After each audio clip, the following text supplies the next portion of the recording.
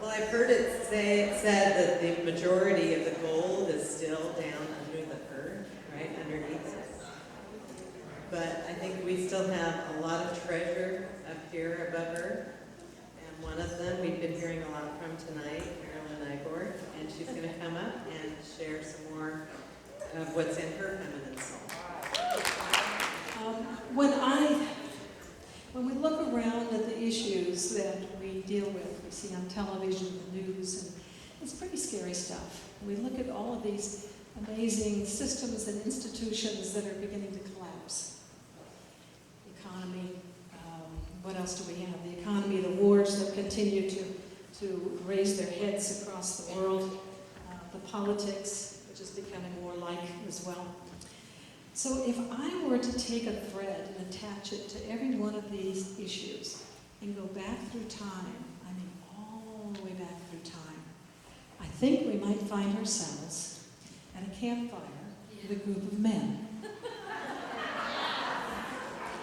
And these men would be dreaming the future. They'd be dreaming about structure, possibility, and all of these things. And the next thing you know, their thoughts began to evolve. They wound up at a round table or in a console. And then they were at the boardroom table. And on. But these ideas were evolved and fine-tuned and changed each generation. But there was a missing element here. Do you hear that? There was a major missing component. Our maternal ancestors were just not at the table. When decisions were made, policies were decided, institutions were created and designed, education, medicine, economics, religion, the prison systems, and the government. We were not there, and we didn't get to say much. It was obviously missing, not only us, but what we bring to the table, which is a feminine perspective, or the right brain that we saw demonstrated here.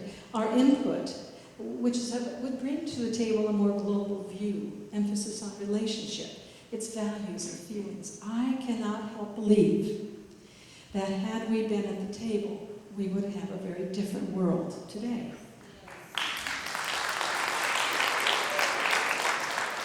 Now, I want to have a little fun here. I'd like you to use your imagination with me. Now, we're going to follow all those little threads back. When we get to the very beginning, we're at the table. We're at the circle. We are in circle. We are dreaming the future. The men are out hunting or whatever they did before golf. I don't know. They weren't there. So I want you to imagine with me if we had created the culture and made these designs. First of all, I suspect that we might not have the same level of technology that we do today. You know, perhaps our horsepower still had 4 legs. I don't know, you know, a girl loves her horse. We might not have those big boxes on the table like televisions and computers that suck us into it all the time. Technology would not be what it is today, I'm sure. And personally, I would miss that, by the way. Profit would not be the major motivation. Perhaps our sciences might not be as advanced. It's not that we couldn't do that, but I don't think that's what would have driven us. I suspect we might have been more connected to the earth. We might have been more child-centered, more family-oriented. Now just imagine, as we come up through time, if it was us who were in charge, what might be different? I would imagine that medical schools might emphasize bedside manner. That it might emphasize connecting with the individual as part of the healing process. Like our wonderful Dr. Loesch does. It might have also been contingent on natural remedies, prevention, and a deep caring. And the idea of medicine for profit would not be what ran it. It would be the healing that was needed. Let's think about law schools. Now, come on, you can imagine with me, too. Law schools that would teach more negotiation and mediation techniques, perhaps to a place we can't even envision them having gone. And perhaps that justice would be more important than win or lose. I thought about our prison systems. Imagine, if you would, in the prison systems, that they were run by psychotherapists and educators. And that the people there were not considered evil, but ill. Now I'll let you run along with that. Run with education. What would that look like for you? Imagine religions. What would that begin to look like for you? And of course, corporate boards. I just had such fun with that. I imagine that politicians and corporate boards would meet frequently in circle, often with perhaps a talking stick and a box of Kleenex in the corner.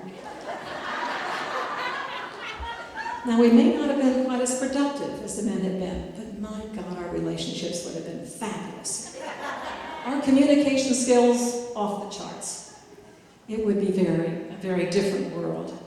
And we would insist that we would negotiate or mediate the disagreements we have among nations. We would never send our children, our babies to war. No one.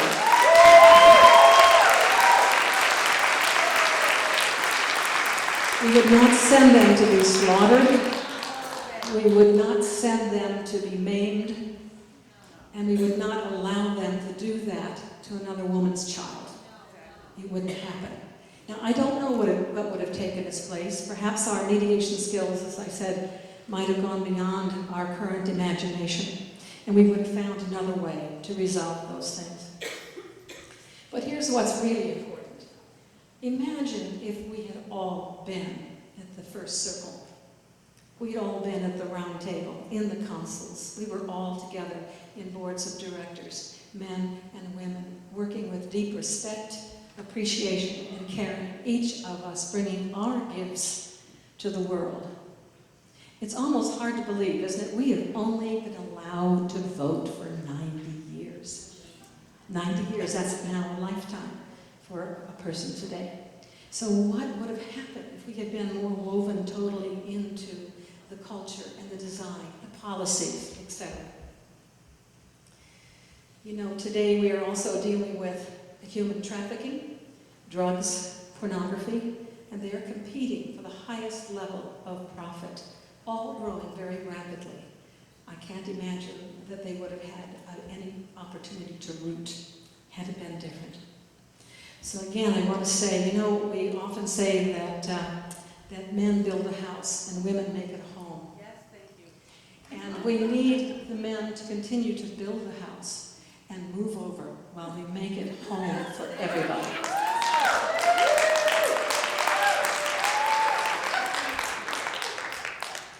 That we would bring into the system more relationship-based. Humanity would be a priority in the systems that contain our lives. Just imagine the magic if we were at that table together. Now, there's a lot of work to be done, and frankly, I'm not sure who else is going to do it if it's not the people right here, right now. And we've been hearing that. The theme goes on and on. I love it. I didn't know what all of these things were going to say. I didn't know what Sarah was going to say. But women around the world are saying what we are saying and are beginning to do what we are doing and beginning to do. So what would support us to move forward? We spent enough time back there. What would move us forward? Well, I was listening to the radio in my car about a year ago, and I heard a guy say, he had written a book about gender balance or something like that. And what he said was, when men speak, they speak with confidence, even when they're wrong. When women speak, too often, it's without confidence, even when we're right. And I don't remember his name, but I certainly remember what he said. How way too often do we water it down, that we stay very polite, and we say things like, excuse me, a lot, and may I say something here? I don't know many men who really ask permission to speak, but I think that's one of the things we need to give up. And the question I've had is, why do we feel the need to ask for permission? But that's another program entirely. How many of you saw the movie? Let's see, we bought a zoo. Did you see the movie We Bought a Zoo? Well, there was a very sweet part that stayed with me afterwards. The son wanted to ask the girl out, and he was just too shy and too embarrassed. And so his father said to him, "You know, you only need 20 seconds of courage. And either you will be on your way to success, or you'll move on and just face the next challenge." And I would say that is something else that is very critical for us. We need to speak the truth of what we see, what we feel, and what we know, and to do so with confidence. My friend reminded me that, you don't wait for confidence to come, but first it takes courage to do what you need to do. Remember the 20-second tool. I mentioned this to my grandson the other day, and he was really cute. He said, "You can do it in 10 seconds, you just get to the other side."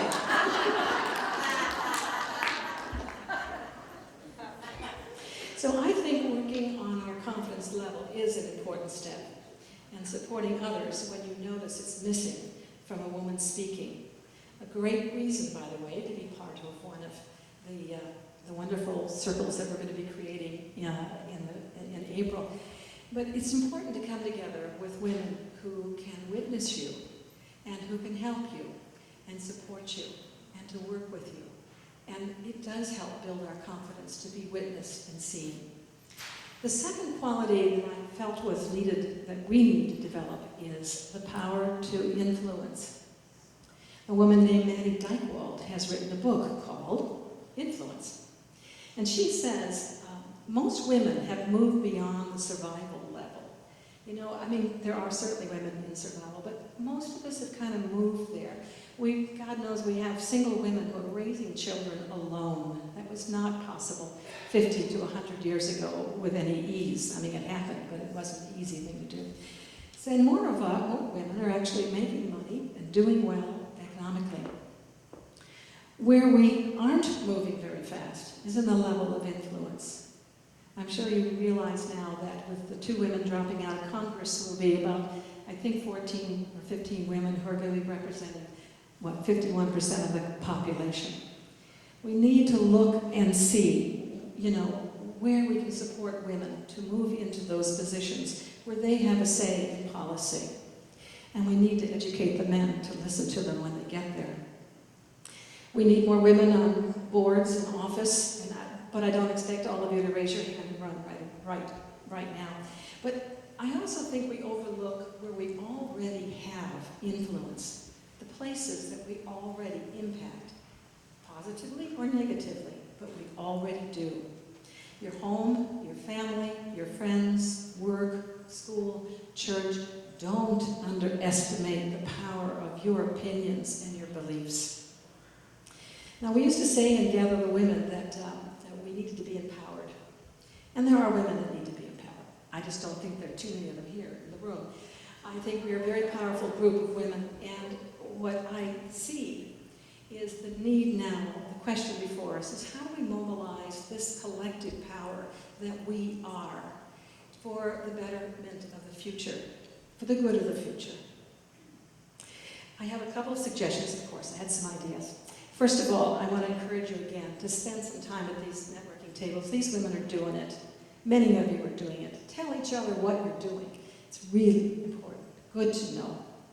At the end of this month, Shushila, where are you? You going to stand up? Shushila Mertens and I are going to fly to Seattle, Washington to meet with a group of women, we don't know, who have created a grassroots women's congress. And the idea was that we could come together as women and begin to co-create an agenda based on human relationships and values that are so much a part of us. So if you'd like to have your vision included, and we would love to bring it with us, we just happen to have a form here that Shushila can pass out to you if you're interested in filling it out. We'd love to have your input.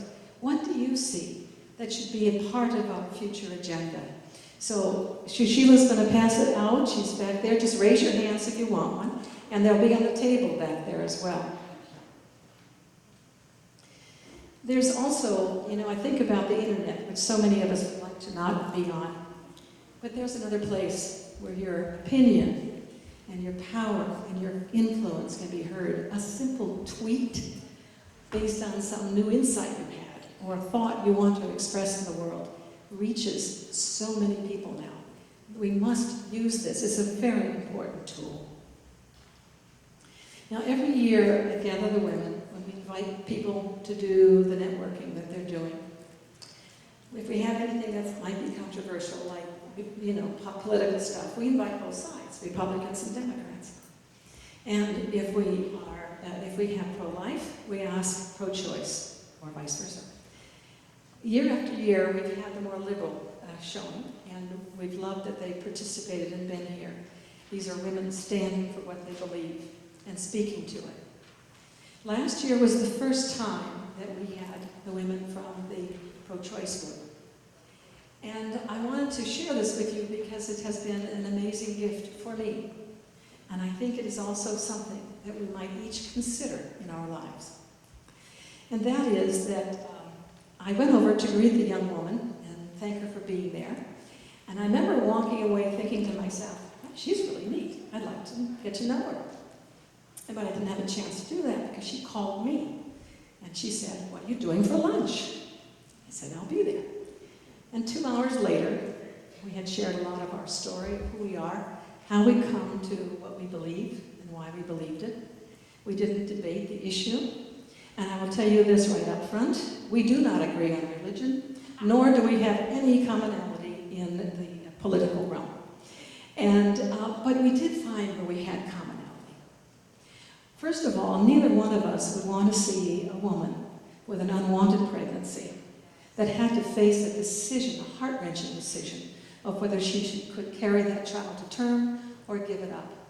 In either case, it will be with you all your life, and I know many of you know that. So neither of us want to see that happen. And we disagree totally on the political side of it, choice, not choice. But we definitely had an agreement there. The second thing I found that we have agreed on is that we both feel it's time we start talking to each other. That we cannot keep, I don't see Ashley as, hi Ashley, I don't see Ashley as pro-life, big sign all over her. I see Ashley as a woman doing her best, a woman I can admire and appreciate, even though our opinions differ. And we can still have lunch.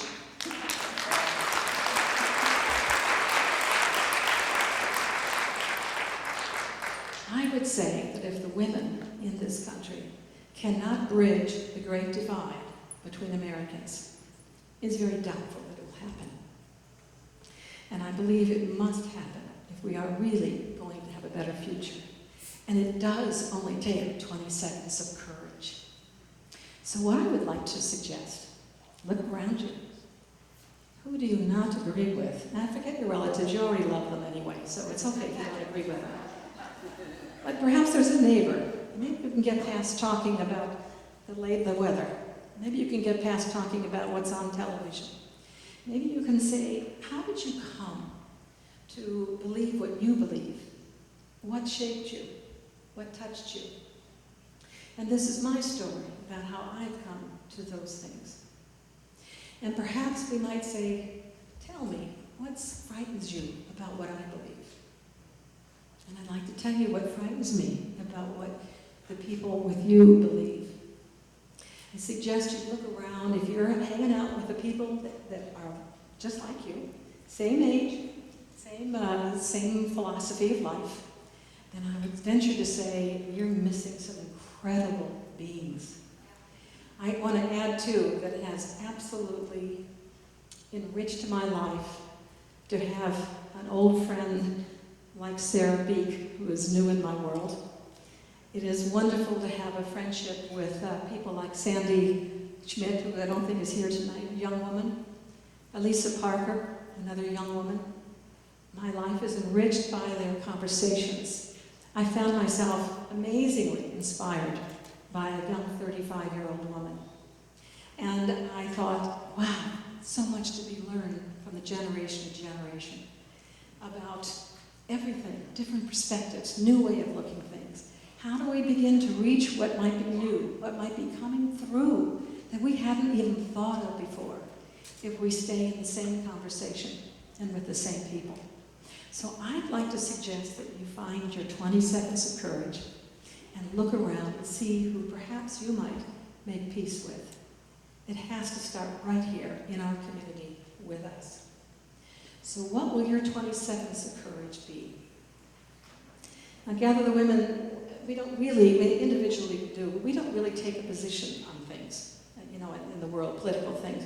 We feel it's so important to begin to bring women together. And we do encourage each of you to take a stand for what you believe in and what you want to see in our future. And make your, quote, opponent more of a, don't make your opponent an enemy. It will do us all in if we continue to create enemies. So I do hope that you will take this evening very seriously and very personally. I am thrilled that you're here. I mean, we couldn't do this without you. Thank you so very much.